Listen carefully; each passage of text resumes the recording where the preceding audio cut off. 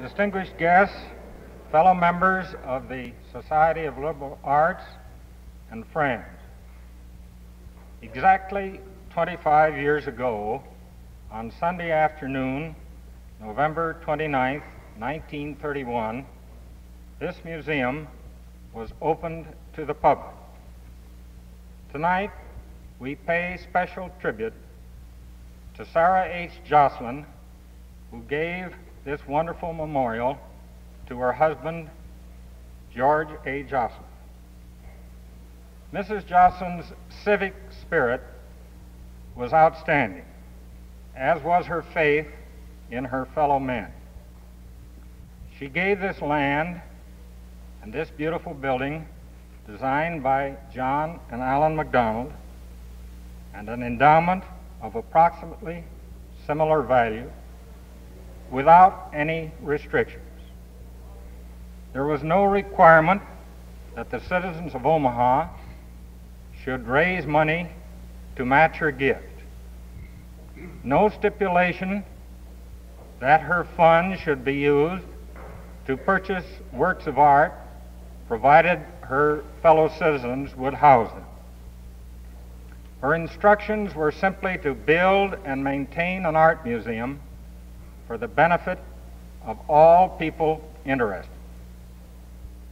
The trustees also pay tribute tonight to those who have carried on where Mrs. Joslyn left off. The many who, by their memberships, their work at the museum, their donations of individual objects and entire collections of art objects, have shown their appreciation of what she has done to increase Omaha's cultural opportunities and make it a better place in which to live. Mrs. Joslyn would have been gratified at this fine gathering and expression of interest this evening, together with the news that the Able Women's Committee have secured some 192 members since September 1st, making a new high total of 1,211 toward their goal of 2,500. A pledge that we do not feel that the founders' liberality has absolved us from further responsibility for the museum's well-being, and that we all accept the challenge of tending the lamp she so generously lighted. At this time, I would like to introduce my fellow trustees. Unfortunately, W. Dale Clark, whose counsel has been invaluable over a period of some 18 years, is in the East on business. I will ask the remaining trustees to stand as their names are called, and in the interest of time, request that there be no applause until all the names have been called. Jay Cherniak, our newest trustee. We're very happy to have him join our ranks. John Merriam, our worthy vice president. Lawrence Hoagland, our hard-working treasurer and chairman of our finance committee. Willard Hosford, Jr., chairman of our building committee, a thankless job well done. The three remaining trustees are members of our important accessions and exhibition committee, the result of whose labors is very much in evidence tonight. I might add that they're the only three trustees who own paint boxes and can really use them. Dr. W. A. Cassidy, chairman, Dr. J. Dewey Bisgard, and Francis T. B. Martin. It is now my pleasure to present to you our popular and efficient mayor, the Honorable John Rosenblatt, who will bring us a word of greeting. Mayor Rosenblatt.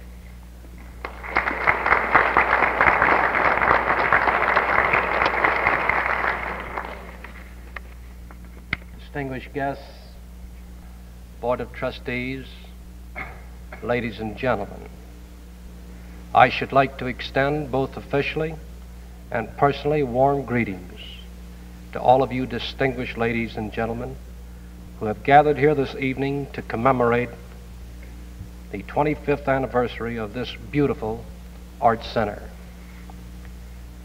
I am sure that if Mr. and Mrs. Joslyn could step from the pages of the past this evening, they would find in this center the fulfillment of their fondest dreams and wishes. All of us are proud of the position Joslyn Art Museum holds in the world of art today. We of your municipal government particularly appreciate the excellent leadership of your capable director, Mr. Eugene Kingman. We should like to also pay tribute to the untiring efforts and wise counsel of your Board of Trustees, as well as to all of the patrons and friends of the museum who have wanted to make it the wonderful institution it is today. And today, in the program of blueprinting the future of Omaha for the next 15 to 20 years, one of your trustees today generals and gives the leadership in a citywide planning program that I am sure Mr. and Mrs. Joslyn today, if they were here, would give amen to. And of course I refer none other to Mr. John Merriam, who is championing and generaling the program of building a more aesthetic Omaha, as you know, a more cultural area in and around Joslyn Memorial. Yes, this is most beautiful, something that is most memorable this wonderful day. And let us hope that Omaha will continue to prosper under its wonderful leadership of wonderful men and women, many who are here today. Thank you, and it's good to be with you.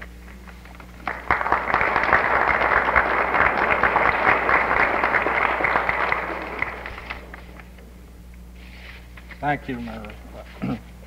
We have received many messages of felicitation on this, our 25th anniversary. I will only read two. A telegram from William L. Milliken. On behalf of the American Association of Museums and the Cleveland Museum of Art, may I offer our heartiest congratulations on your 25th anniversary. And a cable from Harold Woodbury Parsons from Rome, Italy. On Joslyn's Art Museum's 25th anniversary, I send you and the board my heartiest congratulations and best wishes for the growth of the collection, which will forever be a source of enjoyment and inspiration to the people of Omaha and surrounding territory. We are proud to have 3 honorary trustees, all of whom have served the museum faithfully and well during a period of more than 10 years. Roy Page of Carmel, California, and A.H. Richardson and William R. Watson, both of Omaha. If either Mr. Richardson or Mr. Watson is here this evening, I'll greatly appreciate it if they'll stand and be recognized.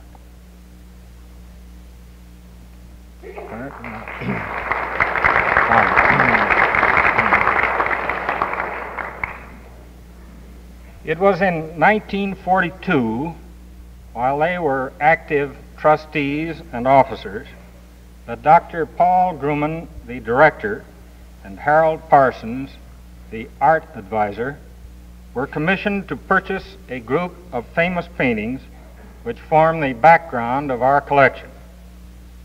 Works such as the Titian, Rembrandt, El Greco, and others, all bought at a most fortunate time immediately following the outbreak of World War II. Since that time, with increasing costs and the added demands on our budget, we have not felt able to call upon the principal of our endowment for art purchases, which today must be made almost entirely out of membership fees. Nevertheless, in 1946, we did make an acquisition which we hope will be part of our permanent collection. When you leave this hall tonight, take particular notice of the arrangement of the exhibits. He has a marvelous sense of display.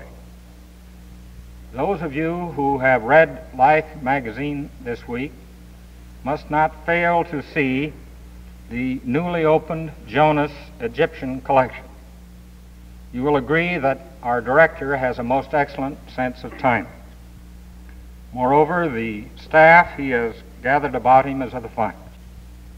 Last but not least, he's made a place for himself and for this museum in the community in a most outstanding manner.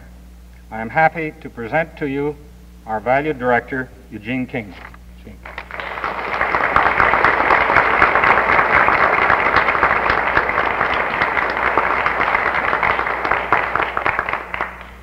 Thank you, Mr. Offord, very much for those very gracious remarks.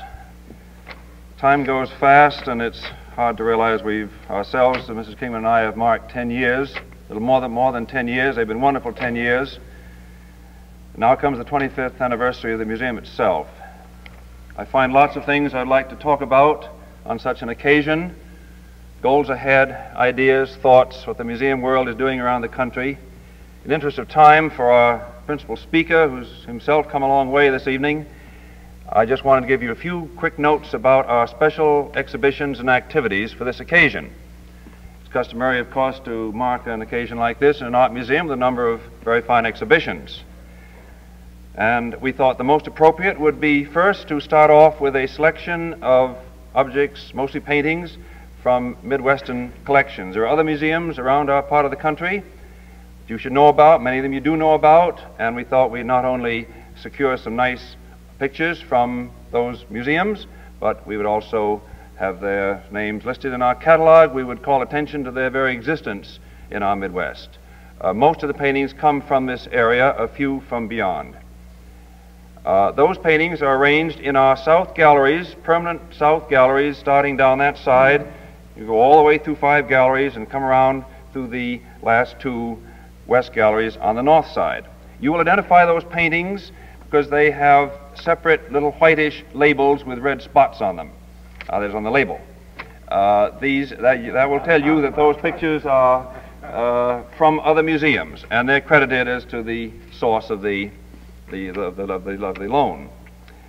Then, for the next exhibition, we chose to borrow from our own collection. We borrowed highlights that have been gathered over many years. Mr. Offord referred to a number of them in the early years of the 40s, and they are gathered over in galleries A and B over there, with nothing else with them, just paintings. Most of them, again, are paintings on that side. Highlights of what we already own.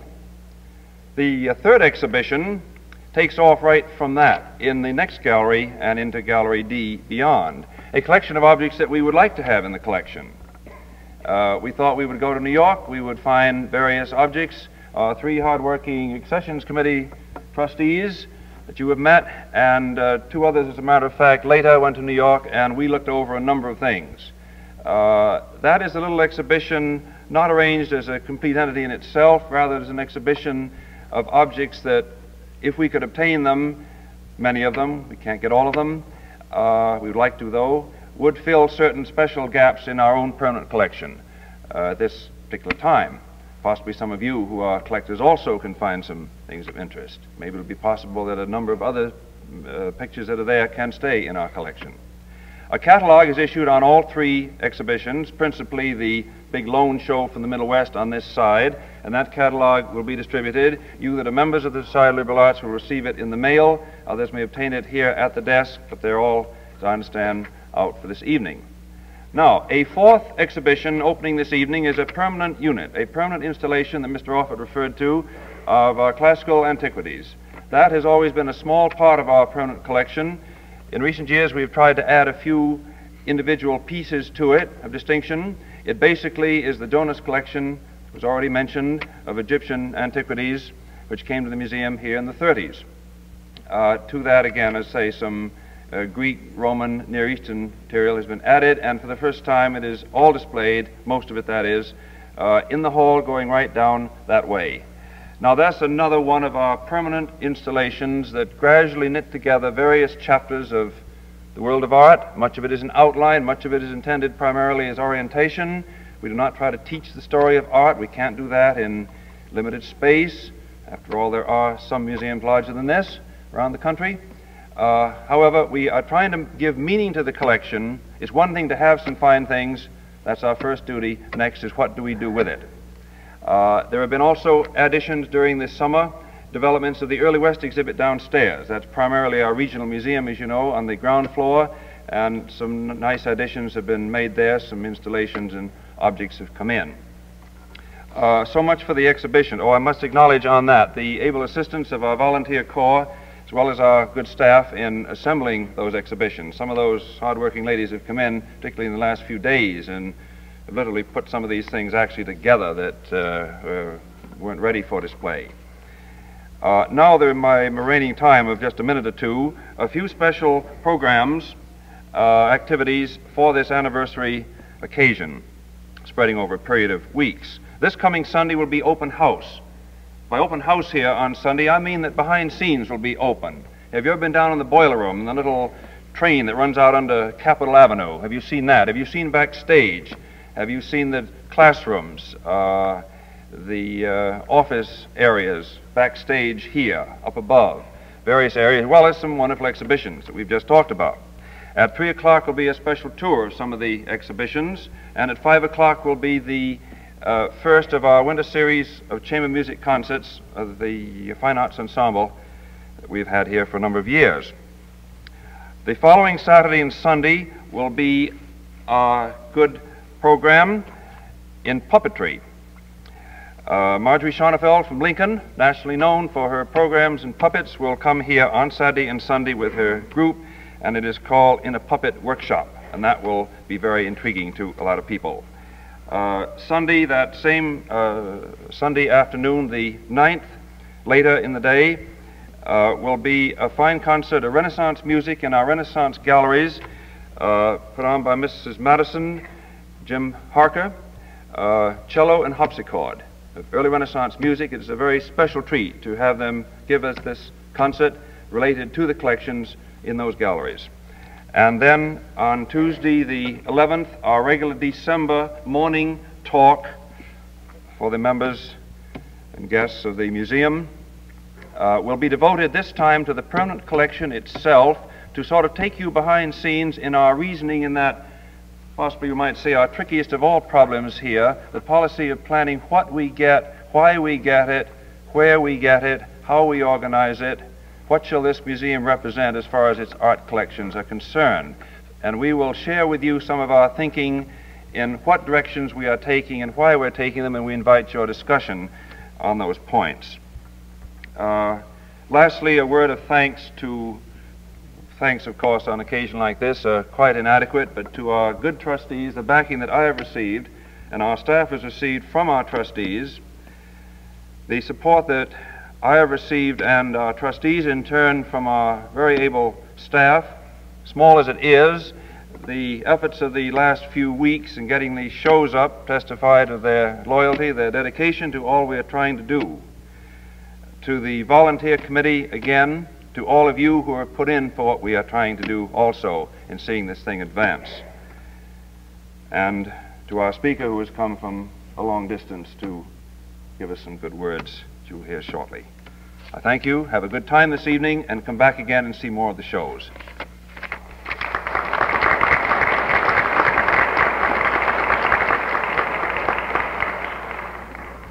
Wouldn't some of you in the rear like to come down in front and sit down? It's perfectly proper. Mr. Kingman's sister, Mrs. Wallace Atwood, and his father, Eugene A. Kingman, are in the audience tonight. We're very happy to have them with us, and I'm going to ask them to stand. Take a bow.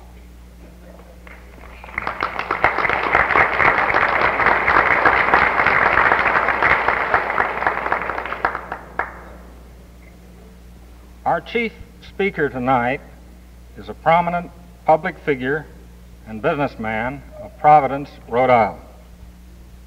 But may I add, he's also a Nebraska Sand Hills rancher and farmer. After getting an A.B. degree from Harvard, he went back and took his master's degree there in fine arts. He's a most versatile individual. During World War I, he served in the Navy.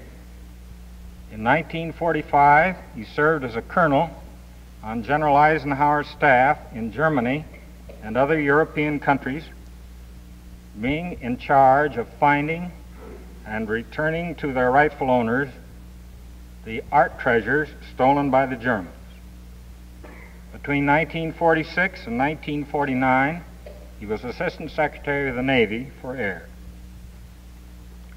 He has a very fine art collection of his own and has been very much interested in our museum from the first, lending us valuable material on frequent occasions. Not so long ago, Harvard President, Council Bluff's own Nathan Pusey, appointed him chairman of a committee to study relations between the fine arts at Harvard and the museums. Over a year was spent in this work. The report won high acclaim, has come out in book form, and the lessons learned have been applied elsewhere to other colleges and museums. We deeply appreciate what he's done for us in the past and his courtesy in coming to our 25th anniversary tonight. He's often expressed his affection for Omaha, for Nebraska, and the Middle West, something which we all like to hear. It's an honor to present to you John Nicholas Brown, who will talk to us on the subject, A Businessman Looks at Museums. Mr. Brown.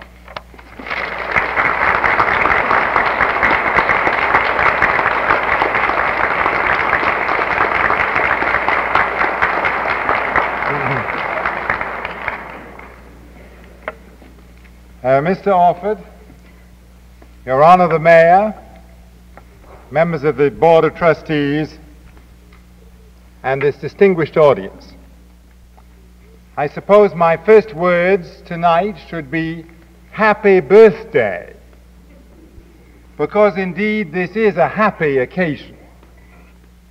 A 25th birthday for a museum is, I suppose, equal to a one-candle birthday to any of our children. The lifespan of a museum is indeed something much greater than any individual's. So today, although you have been in this building a quarter of a century, you are still young and, in consequence, still vigorous. I congratulate you from the bottom of my heart and wish you well.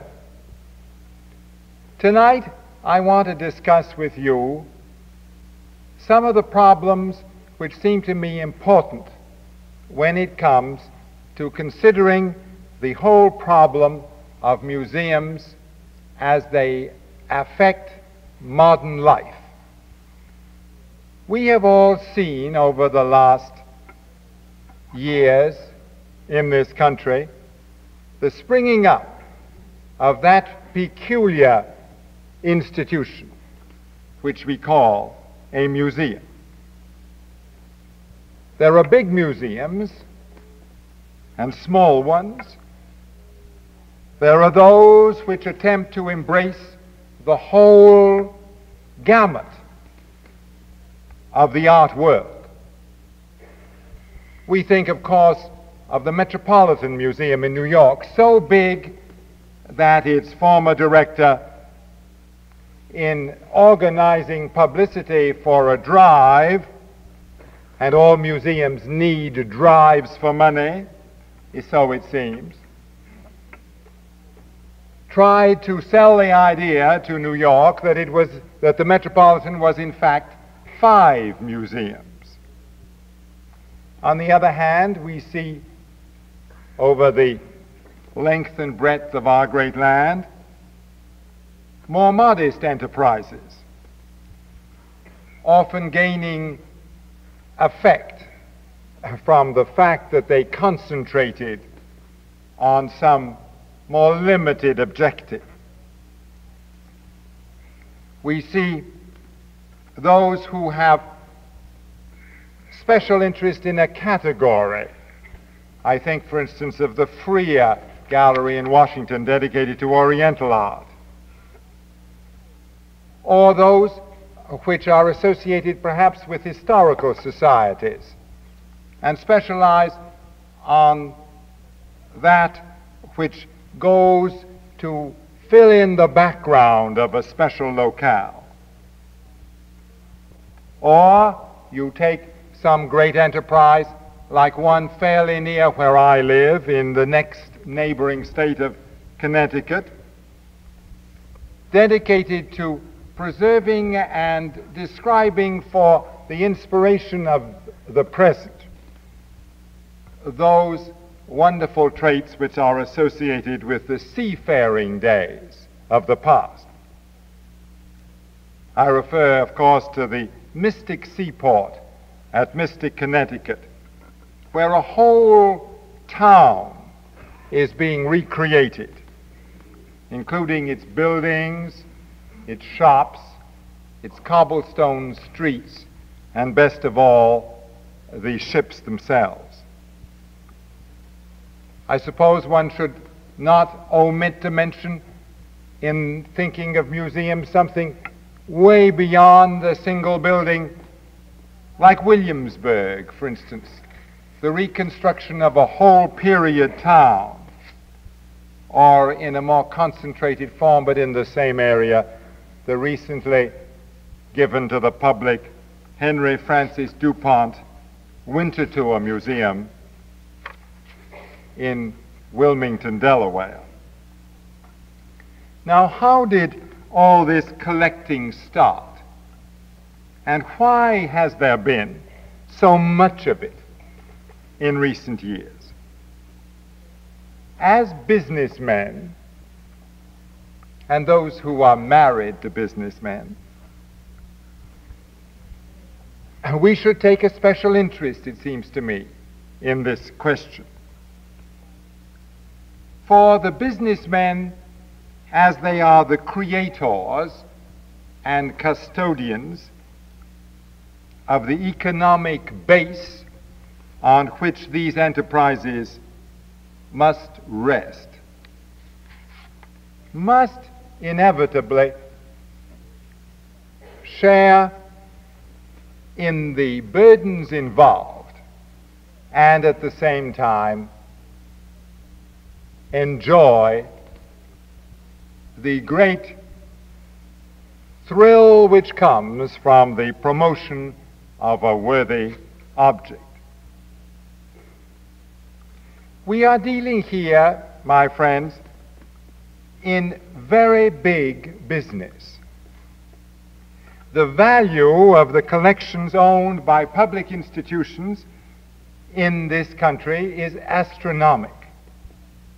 I have heard it said by a competent authority that the value of the art objects in American museums can easily exceed $1.5 billion. The amount of money spent annually for acquisitions by American museums bulks large too.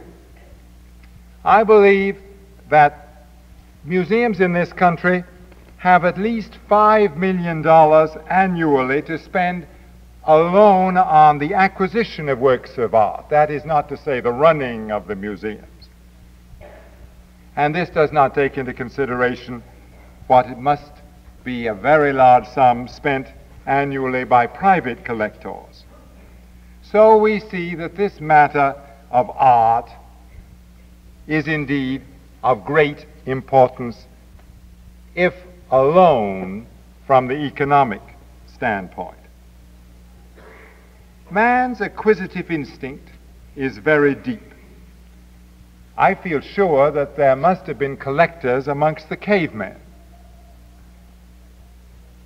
The more we look into the matter, the more we are convinced that museums and public collections in America, as elsewhere, have their origin in the enterprise, the will, the unquenchable urge of the private collector. What starts as a private hobby soon turns out to be of public interest and importance. Thus the museum begins as the sublimation of the private collector's interests. The National Gallery in Washington, for instance, we all know was founded upon the great collection of Mr. Andrew Mellon. And this in turn has been added to by the Widener, the Chesterdale, and the Crest collections. It is private collectors like these who have given the impetus to the museum movement in this country. And indeed, so it has been over the centuries, not only in America, but in Europe as well. The royal and princely collections of Europe are the foundations on which the great public collections have been built. So today, it seems particularly appropriate for us to honor the memory of Mrs. Joslyn and Mr. Joslyn, and to be grateful for this monumental benefaction which was opened to the enjoyment of all 25 years ago. We can say that the private collecting instinct of individuals, be they kings, princes, bankers, what have you, made possible the creation of these public trusts, these great storehouses, which are now dotted over the length and breadth of our land, and which add so enormously to the depth of our culture and to the enjoyment of our people. But once a collection or combination of collections has been made into a public institution, a profound change takes place. Pictures, for instance, which look well in a moderate-sized room and add charm and interest to the family life which took place in the house, suddenly change, often not for the better, when placed in a large public gallery. This change comes from a change in function. On the one hand, a painting in a residential atmosphere represents the taste, the character of the owner. The same painting, on the other hand, when displayed alongside others in public rooms, assumes an importance measured by an entirely different yardstick. What you and I might enjoy having in our own homes may look trivial and insignificant if placed in competition with great and important masterpieces. And sometimes the reverse is true. A large and important painting can look cramped and uncomfortable if placed in too restricted surroundings, although I must say that this case is rare, for generally speaking, the better the quality of the work of art, the more suitable and desirable it is, regardless of where it is hung. But to return to my main theme, the public collection has its own function, distinct from its originator, the private collector. Let us examine briefly what is the function of a museum in our modern world, what its purpose should be, how it fits into the scheme of our present-day American life. As I see it, there are two kinds of institutions. In order to make their difference clear, let me call one a gallery and the other a museum. This is admittedly arbitrary. Admittedly also, both functions can often be found in the same institution. Yet combined or separate, I believe that the gallery, in quotes, and the museum, equally in quotes, are essentially different in purpose and therefore different in structure and organization. In the Renaissance, the princes found delight and enhancement of their own prestige in making private collections of works of art, as we have said a moment ago. When these collections became public, they were called galleries, probably because they were often displayed in long rooms or galleries, as today, let us say, in the Louvre in Paris or in many of the palaces of Europe now open to the public.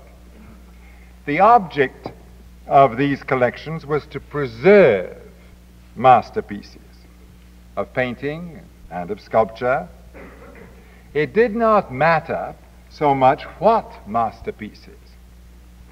The point was to have as many as possible and to hang them on the walls in a kind of vault-like atmosphere, frozen for the frigid enjoyment of those privileged to be admitted. Now, this purpose of preservation is certainly admirable. I do not wish in any sense to be thought of as deprecating the custodial function of the gallery. Indeed, I have some quite strong ideas on the whole problem of preservation and conservation. But I must point out that the custodial function leaves out entirely the question of the significance of the objects guarded. No great importance is given to their place in history or to the ever-fascinating study of artistic development from age to age. While works of the same so-called school are often placed more or less together in these galleries, the visitor finds himself jumping from the Middle Ages to the modern, or from the early Christian to the 18th century with the greatest speed. Unless one is well grounded in the history of art, one finds oneself, in the words of a popular song, bewitched, bothered, and bewildered. This lack of order in arrangement comes often from the fallacy that the public gallery is an enlargement of the private house. Obviously, in our own institutions, we place things of different styles, our own habitations, we place things of different styles and different epochs in juxtaposition because each object means something special to us, or because we think that some inner harmony is obtained thereby. As a means of creating a livable interior for a residence, this is completely justified. The point is that a public museum is not a residence. The terms of reference are different. New and insistent considerations force us to devise new criteria.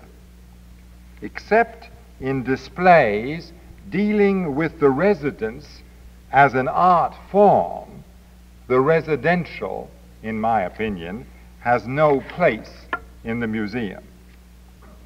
The essentially residential approach can be seen in the insistence by some private collectors that their collections, when given to a museum, shall always be kept as units, regardless of whether there is really any unity in the collection other than the accident of previous ownership. This generally causes confusion, to say the least, unless the collection is very large and important, resulting in a kind of museum within a museum, or is of such a unified character that it would naturally be displayed altogether anyway. On the other hand, what I have identified in quotes as the museum stresses the educational function.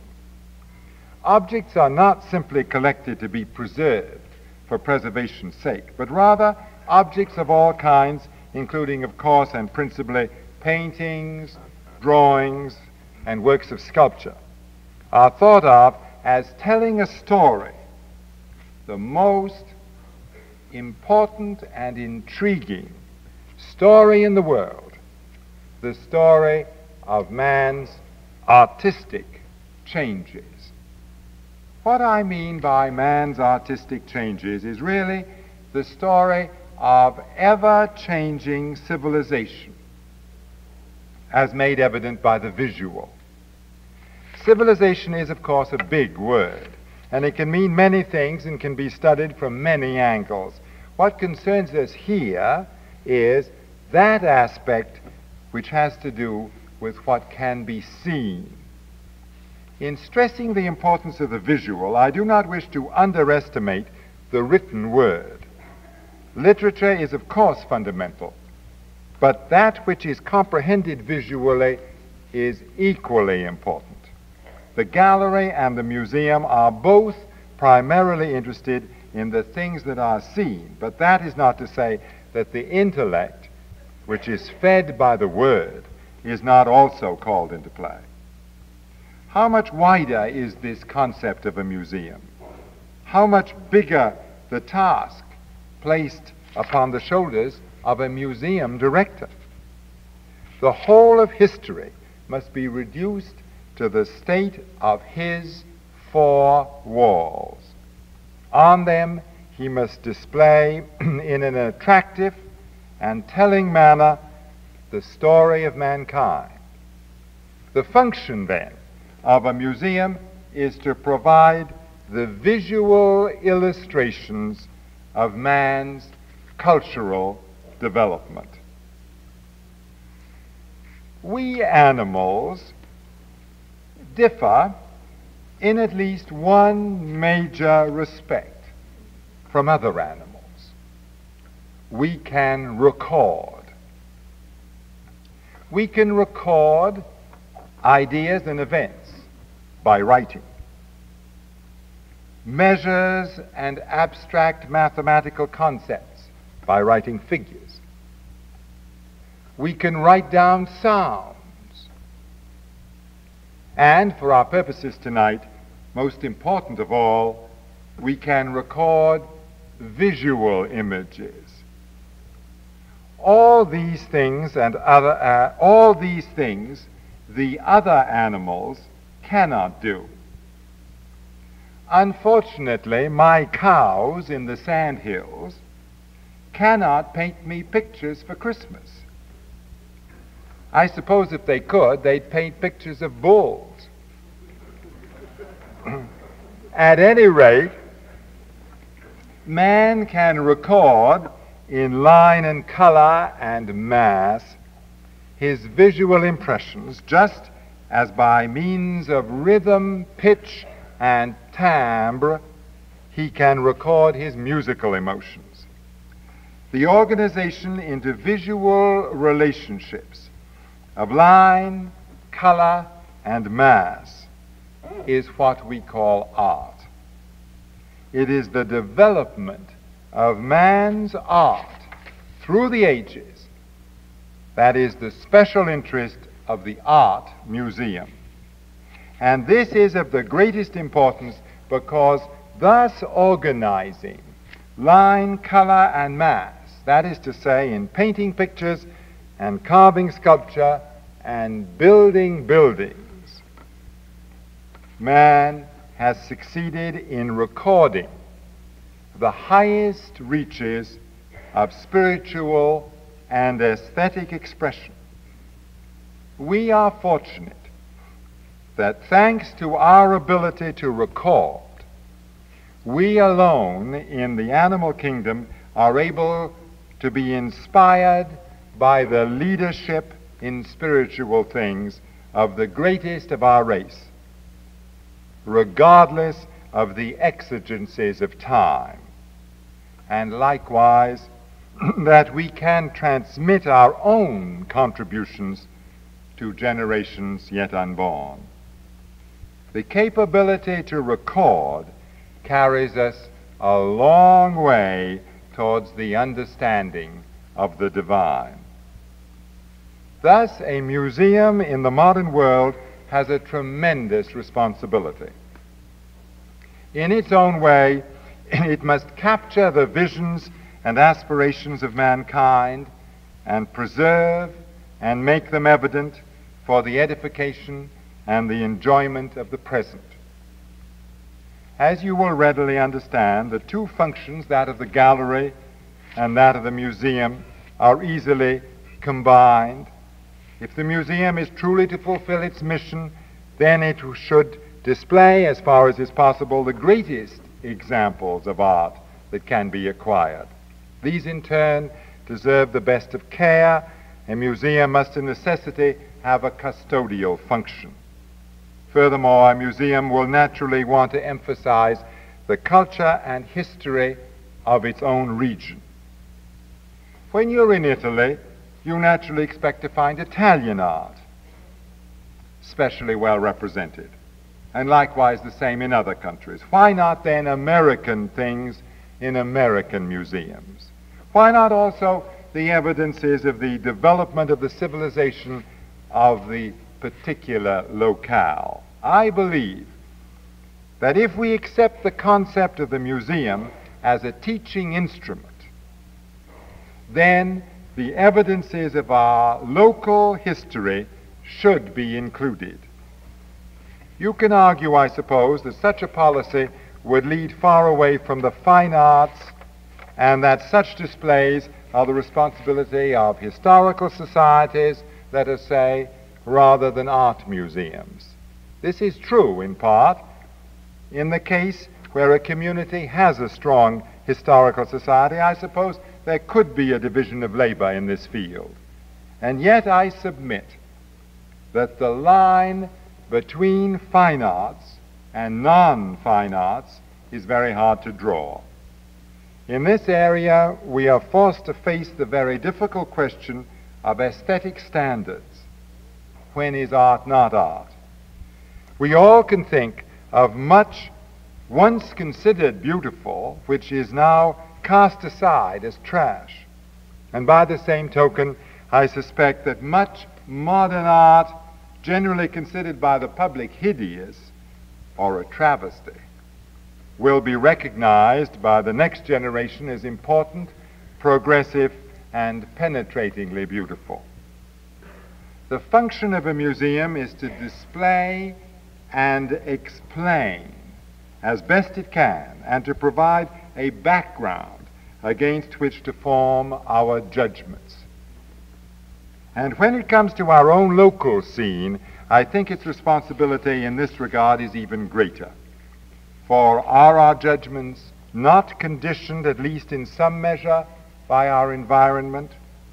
Let us not be afraid to make plain its development and to show the changes in our own taste, to recapture the feeling of the past by means of original examples of its artifacts, its costumes, and its furniture, if thereby we deepen the understanding and the appreciation of the significance of the beautiful. Lastly, a museum will want to be a dynamic center for all kinds of activities in its chosen field. Civic groups of all sorts, schools, clubs, and so forth, must be made to feel that the museum is theirs and that they are welcome. Events in other cultural fields must be welcome too, concerts and dramatic groups especially.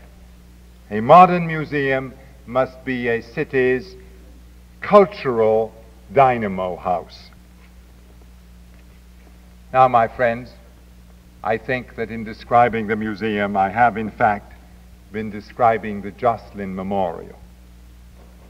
As I travel around the country and visit galleries and museums in different parts, I find that the Joslyn Memorial has one thing which is unique and puts it in a class by itself, and that is Eugene Kingman.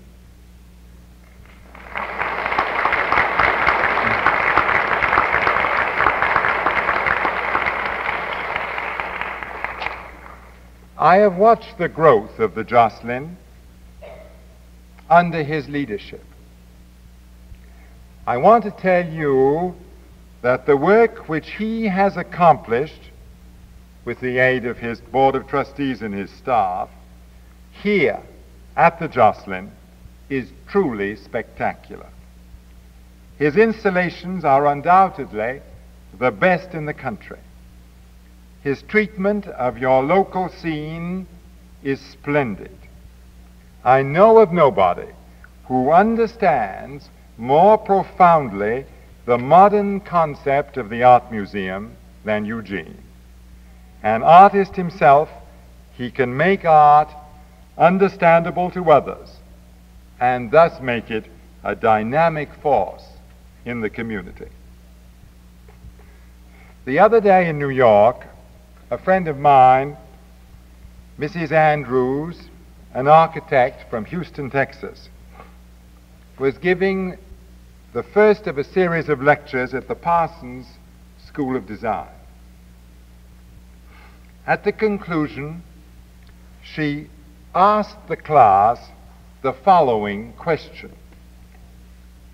what does the past owe to the future? Not what the future owes to the past. What does the past owe to the future? The class debated this question back and forth for some time, and finally the lecturer gave her answer. And the answer to the question she gave, the answer to the question, what does the past owe to the future, she said, was, its life. All creation exists because of the future. The moment an artist finishes a painting, it ceases to exist unless the future contains it. So it is right here in the Joslyn Memorial. By maintaining such a museum, you give continued life to the past. But that is not all. By giving life, you gain it. You gain the inspiration which comes through deeper understanding. You gain the refreshment which comes from true enjoyment. Thus, by doing for others of generations still unborn, by preserving, arranging, classifying, and elucidating, you succeed in strengthening and enriching yourselves. Thank you very much.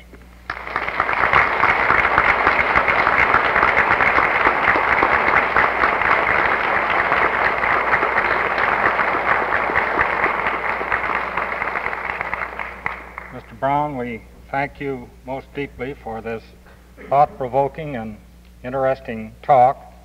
It's wonderful to hear such kind words from an art expert. We hope you'll be back again and appreciate your coming all the way out this time. We'll stand adjourned and hope to see you in the gallery and at the coffee table.